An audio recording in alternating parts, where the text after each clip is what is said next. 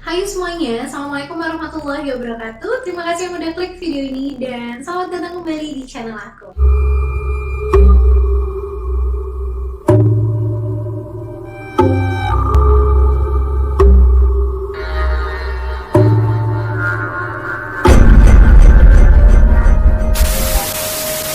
Untuk video kali ini dan malam ini aku akan ngebahas tentang kasus pembunuhan yang agak sedikit berbeda kali ini, dimana kalau biasanya anak-anak menjadi korbannya, tapi kali ini seorang anak perempuan berusia 11 tahun lah yang menjadi tersangka utama dari kasus pembunuhan kali ini. Gimana sih itu kok bisa terjadi sampai anak bisa melakukan pembunuhan keji ini? Orang tuanya gimana ngedidiknya? Buat kalian yang penasaran, langsung aja kita masuk ke ceritanya. Mary Flora Bell adalah anak perempuan yang lahir pada tanggal 26 Mei 1957 di Northern Inggris. Dia merupakan anak dari seorang prostitusi yang bernama Betty McCracken. Ketika melahirkan si Mary ini, Betty ini baru berusia 17 tahun dan dia nggak tahu nih si Mary ini anak dari siapa dan dia ini hamil sama siapa. Karena pekerjaan dari Betty McCracken sendiri adalah seorang prostitusi seperti yang aku bilang tadi, tapi Betty ini prostitusi yang spesialis BDSM gitu loh. Jadi yang pakai kekerasan dulu, paham kan maksud aku? Yang harus pakai kekerasan dulu baru berhubungan gitu loh. Nah, karena nggak tahu nih ayahnya si Mary siapa dan nggak ada juga laki-laki yang mau tanggung jawab, orang dia gonta-ganti terus setiap hari kan.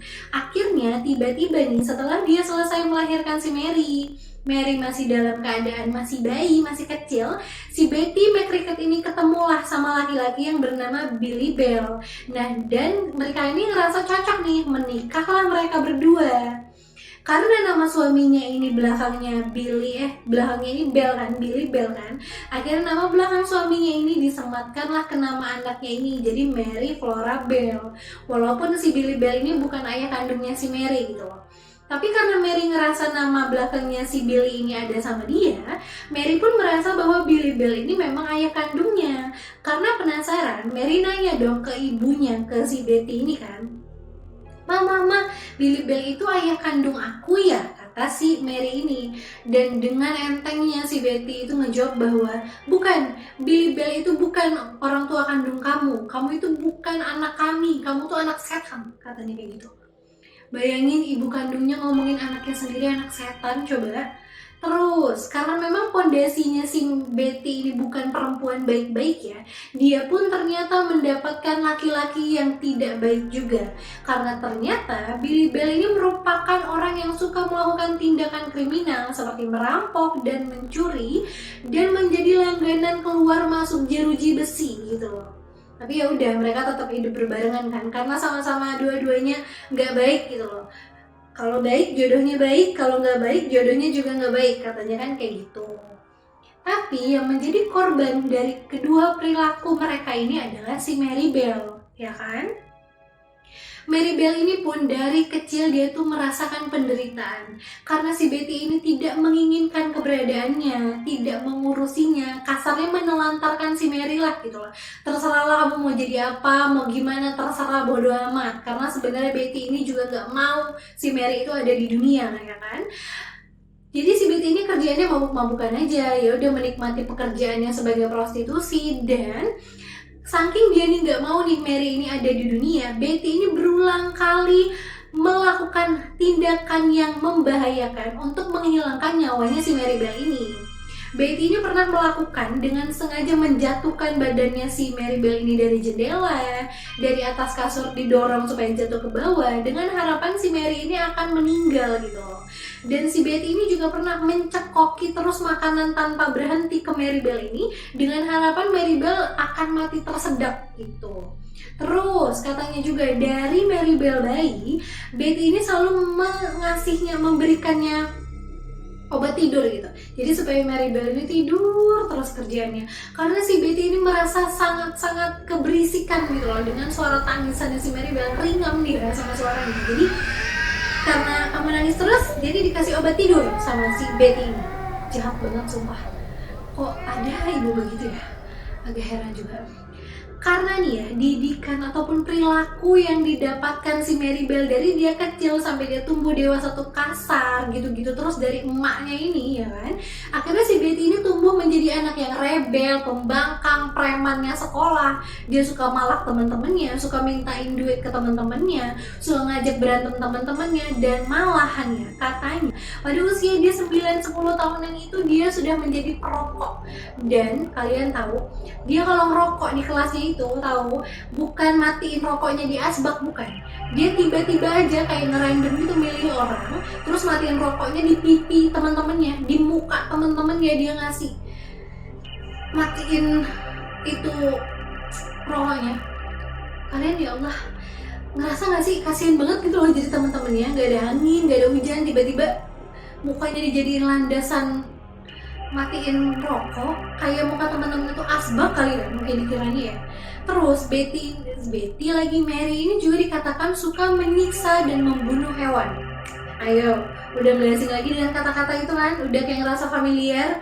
Bener, itu merupakan salah satu ciri cikal bakal orang yang akan menjadi psikopat. Karena rata-rata psikopat-psikopat yang ada di seluruh dunia pasti waktu masa kecilnya suka menyiksa dan membunuh binatang. Tapi semua yang dilakukan dan kenakalan si Mary ini tidak mengherankan ketika kalian harus mengetahui bahwa dari usia 4 tahun Mary ini sudah diajak ke tempat bekerjanya si Betty di tempat prostitusi tadi. Jadi di sana Mary ini ngelihat ibunya dicekek, ditampar, ditendang, disiksa ya kan. Namanya juga prostitusi BDSM kan, yang ada kekerasan itu sebelum ini, tau lah ya kan. Jadi menurut si Mary ini ngelihat penyiksaan, ngelihat pemukulan, penganiayaan itu udah biasa bagi dia, udah bukan sesuatu yang tabu atau aneh lagi gitu loh. Kayak cuma yang ngeliat kayak ibunya disiksa tuh kayak cuman kayak oh ya udah gitu kan. Karena nih mendapatkan penyiksaan dari ibunya tadi kan, ibunya ini bahkan menjadikan anak ini, si Mary Bell ini yang baru berusia 4 tahun itu jualan juga di tempat dia prostitusi. Anak kandungnya loh itu disuruh jualan diri juga di situ di tempat dia kerja. Jadi bukannya melindungi anaknya dari sesuatu yang salah, tapi dia malah menjerumuskan anaknya juga untuk mengikuti jejak dia yang amburadul itu, ya kan? Karena selalu mendapatkan penyiksaan baik fisik dan non fisik dari ibunya ini, Mary Bell ini pun dikatakan menurut ahli psikologi menderita semacam gangguan pada otak itu yang disebut dengan prefrontal cortex, yang dimana itu merupakan salah satu bagian otak yang mengatur tentang perilaku, cara kita mengatur emosi, tentang moral, dan mengatur juga bagaimana kita berperilaku sosial yang baik di depan halayak ramai. Nah, kerusakan pada sistem otak ini juga katanya banyak dialami oleh pembunuh-pembunuh berantai dari berbagai dunia lainnya. Kalian pasti nanya nih, kok ceritanya tentang masa kecilnya si Mary segala macem, malah ibunya yang nyiksa si Mary. Mana nih yang katanya Mary merupakan tersangka utama dari pembunuhan berantai pada kasus kali ini? Kita langsung masuk aja ke pembunuhan yang dilakukan oleh Mary Flora Bell.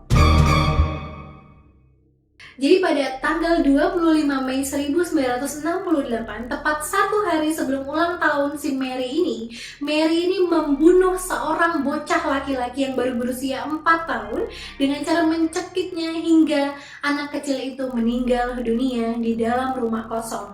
Dan ketika dia sadar nih, dia sudah berhasil membunuh anak itu, dia bangun, berdiri, dan langsung kabur aja, pergi aja dari rumah itu tanpa merasa bersalah, takut, khawatir, cemas, atau panik gitu karena dia sudah membunuh seseorang. Padahal dia itu kan masih tergolong anak kecil ya. Kalau anak kecil biasanya kan habis melakukan sesuatu tuh kan ada ngerasa ketakutan, gemeteran, panik gitu loh. Dia mah nggak, nyelonong boy aja, udah kayak ya udah aku kayak habis main dari rumah teman aku, padahal dia habis ngebunuh gitu kan. Nah, ketika polisi menemukan mayat bocah laki-laki itu yang tidak lain bernama Martin Brown, polisi tidak menemukan adanya bekas ataupun bukti penyiksaan dan kekerasan yang terjadi kepada si Martin Brown ini yang menyebabkan si Martin ini meninggal dunia. Ini dapat terjadi bisa aja karena si Mary Bell ini kan masih kecil ya, masih berusia 11 tahun. Mungkin aja cengkraman waktu dia mencekik si Martin Brown ini kan tidak terlalu kuat cengkramannya, jadi tidak meninggalkan bekas gitu loh. Mungkin aja kayak gitu. Udah nih, polisi masih mencari kan siapa sih yang membunuh Martin Brown. 2 hari setelah dia membunuh Martin Brown, dia mengajaklah temannya yang bernama Norma Joyce untuk datang ke salah satu kayak penitipan anak dan penitipan bayi itu. Di sana dia meninggalkan 2 pucuk surat yang berisi pengakuannya bahwa dialah yang membunuh Martin Brown di rumah kosong itu, di atas kasur di salah satu kamar yang ada di penitipan anak itu. Udah naruh surat itu, pergilah mereka berdua dari daycare penitipan anak itu kan. Ketika penjaga penitipan anak itu melihat 2 surat itu dan membaca isinya, dia ngerasa panik dong dan langsung melaporkan surat itu ke polisi, ya kan? Ketika polisi itu membaca dan menerima surat dari penjaga si daycare ini, mereka bukannya malah merespon dengan apa, mereka malah cuma cekikikan gitu kayak udah Bu, ini mah paling lelucon dari anak-anak doang. Lihat ini tuh tulisannya dari anak-anak kecil, palingan mereka ini cuma main-main aja, cuma guyonan-guyonan biasa lah anak-anak Bu, kata polisi kayak gitu. Karena mereka nggak nyangka dong kalau memang ternyata anak yang menulis surat itulah adalah pembunuh dari Martin Brown, ya kan?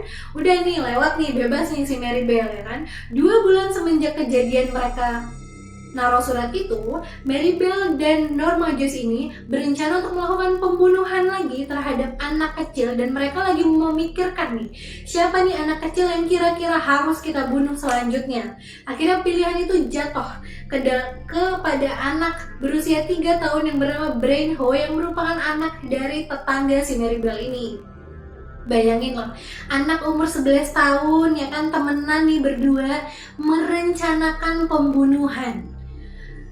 Aku aja ya, kalau diinget-inget nih, pas usia 11 tahun kayaknya masih zaman-zamannya main tukar-tukaran isi binder, masih zamannya main-mainan origami ya kan, atau lompat tali semacam kayak gitu kan. Ini merencanakan pembunuhan loh, 11 tahun, perempuan lagi. Dan akhirnya semua rencana pembunuhan terhadap Brian Ho ini berhasil mereka lakukan pada 31 Juli 1968.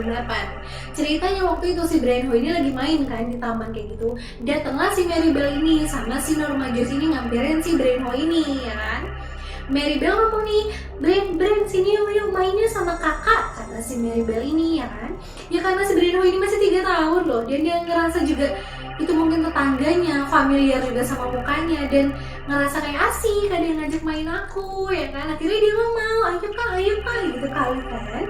Tapi dia nggak tahu kakak Mary Bell yang ngajak dia main ini adalah pembunuh berantai ataupun psikopat yang siap menghabisi nyawanya. Dan bener aja, ketika Mary Bell dan Norma Joyce ini berhasil membawa Brian Ho ke dalam gedung kosong untuk main, Mary Bell langsung cepat mencekik si Brian Ho ini dengan sangat-sangat berambisi ya, sampai si Brian Ho ini meninggal dunia. Dan ketika mereka sadar Brian Ho ini meninggal dunia, udah mereka cabut dari gedung kosong itu, pulang seakan tidak terjadi apa-apa. Udah nih, tapi berapa jam setelah itu, katanya Mary Bell ini kembali lagi ke gedung itu dan membawa gunting. Gunting buat apa? Gunting untuk menyayat-nyayat badannya si Brian Ho ini. Emang udah gila sih. Ini benar-benar sadis banget sih, anak kecil loh. Dia nyayat-nyayat bayi dengan gunting, dan dia menikmati itu. Bahkan dia juga menulis inisial namanya dengan sayatan gunting M4 Mary itu di badannya si Brian Ho ini, meninggalkan jejak dia. Seakan-akan meremehkan polisi kayak, bisa nggak nangkap aku, kata si Mary Bell terkali kan. Udah nih, selesai dia melakukan penyiksaan, akhirnya mayatnya si Brian Ho ini ditemukanlah di dalam gedung kosong dengan inisial M di badannya, dan masyarakat serta polisi pun ngerasa panik nih. Siapa sih yang melakukan pembunuhan sama anak-anak ini? Karena polisi lagi-lagi tidak akan pernah menyangka kan kalau anak berusia 11 tahun lah yang menjadi dalang dari pembunuhan berantai ini. Sampai pada akhirnya ketika pemakamannya si Brian Ho ini, ya kan, polisi ngeh nih ada sesuatu yang aneh sama si Mary Bell. Karena sesuatu yang aneh sama Mary Bell ini adalah ketika pemakaman si Brian Ho ini terjadi ya, Mary Bell itu tertawa dengan sangat-sangat creepy gitu ketawanya. Aku nggak tahu sih ketawanya gimana, dan sambil mengusap-ngusap peti matinya si Brian Ho. Ngelihat itu polisi udah curiga nih, kayaknya ada yang nggak beres nih sama ini anak gitu kan.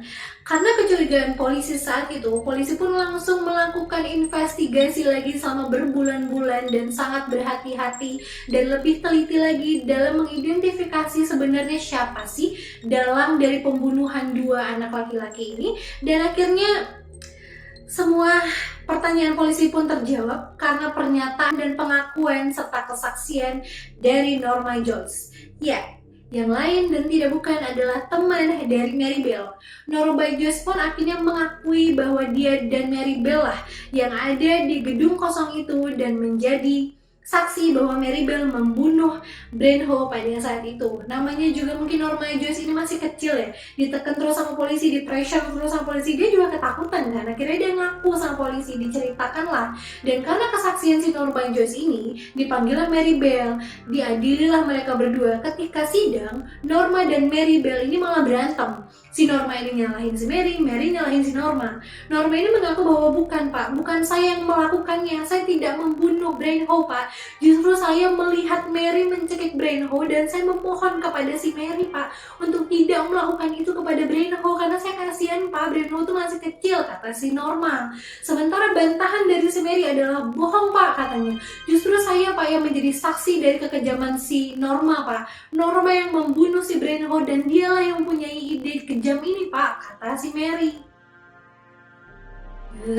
Masih kecil aja udah pinter playing victim ini anak, padahal dia nih setannya tuh dia, malah dia nyalahin orang. Akhirnya dari persidangan yang panjang, proses yang panjang, mungkin penekanan yang dilakukan dalam proses interogasi polisi, si Mary ini kalah juga nih, KO juga nih, dia nggak tahan juga. Akhirnya dia mengakui lah semuanya bahwa dialah memang yang membunuh Martin Brown dan Brenho dan menceritakan seluruh kronologinya dengan jelas kepada polisi.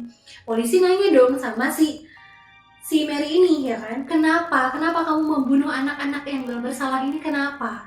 Si Mary cuma jawab gini, saya membunuh mereka karena saya suka menyakiti anak-anak kecil yang tidak mampu melawan ketika saya menyiksa dan menyakiti mereka. Udah, itu jawabannya. Pengecut si Mary Bell ini, dia berani nyakitin orang yang gak bisa ngelawan, anak bayi lah pula. Anak bayi tuh kalau disakitin paling ngapain sih, nangis doang bisanya ya kan, kasihan banget ya anak-anak kecil itu. Dan akhir dari pengakuan si Mary ini, Mary pun dinyatakan bersalah dan dimasukkan ke dalam penjara anak yang bernama Red Bank Community Home selama 12 tahun dan dia pun bebas di usia dia yang ke-23 tahun pada tahun 1980. Ketika dia bebas nih, dia ini ngerasa dia tuh asing sama dunia luar, nggak nyaman dan dia malah pengen balik lagi aja lah ke penjara. Aku ngerasa lebih aman di penjara pak, kata si Mary Bell ini. Tapi kan nggak bisa dong, dia udah harus bebas, harus keluar dari penjara ya kan. Nah, ketika dia bebas dari penjara ini, waktu dia melakukan kejahatan itu kan dia masih di bawah umur 11 tahun. Akhirnya pengadilan memutuskan untuk memberikan kesempatan kedua untuk si Mary Bell ini untuk hidup yang lebih baik dengan memberikan Mary Bell ini identitas baru dengan harapan Mary Bell ini dapat memperbaiki hidupnya ke depannya gitu. Dan Mary Bell pun mengakui bahwa dia sangat menyesali semua perbuatan yang dia lakukan. Dia mohon maaf sebesar-besarnya kepada semua orang yang pernah dia sakiti dan dia sangat menyesali semua yang pernah dia lakukan. Bersikap kasar kepada teman-temannya sampai membunuh anak-anak malang yang tidak bersalah itu. Dan ketika si Mary Bell lepas pun, dia rutin menjalani rehabilitasi untuk kesehatan psikisnya, mentalnya, untuk masa depan dia juga yang jauh lebih baik kan. Dan dia pun mengatakan dia sudah mengampuni ataupun memaafkan kesalahan ibunya si Betty McCracken tadi yang secara tidak langsung sudah menghancurkan masa kecilnya dan merusak masa kecilnya dengan semua hal-hal yang jauh dari kata indah. Dan akhirnya happy ending ya kan. Si Mary ini bertemu dengan laki-laki yang menerima masa lalunya, menikah dia dengan laki-laki itu sampai punya anak dan punya cucu, bahagia. Dia benar-benar memanfaatkan kesempatan yang diberikan oleh pengadilan. Dan konon katanya juga ketika Mary Bell ini baru lepas nih dari penjara anak tadi, Mary Bell ini masih dalam pengawasan pengadilan atau kepolisian karena takut ada orang-orang yang ingin balas dendam dengan tindakan yang dulu dilakukan di masa lalunya membunuh anak-anak itu yang tergolong sangat-sangat kejam. Gimana menurut kalian cerita ini? Kalau menurut aku sih ini ngajarin kita ya bahwa hati-hati deh berperilaku dan ngomong kalau depan anak kecil, karena mereka itu mesin fotokopi yang sangat baik gitu loh. Kita ngomong apa ya plek-plekan dicontoh begitu, kita ngapain plek-plekan dicontoh kayak gitu. Jadi bener-bener hati-hatilah apa yang keluar dari mulut kita, apa yang kita lakukan di depan anak-anak tuh, karena krusial banget hasilnya. Mereka akan melakukan itu juga di masa depan gitu loh. Oke, sekian dulu videonya. Bagaimana menurut kalian semua? Jangan lupa like videonya kalau kalian suka. Kritik dan sarannya juga di bawah nih, video-video apa lagi yang harus aku bahas selanjutnya. Subscribe channel aku dan nyalain tombol notifikasinya supaya kalian gak pernah ketinggalan update terbaru dari channel aku. Follow juga Instagram aku di Tasya Firdaus. Sampai jumpa di video selanjutnya.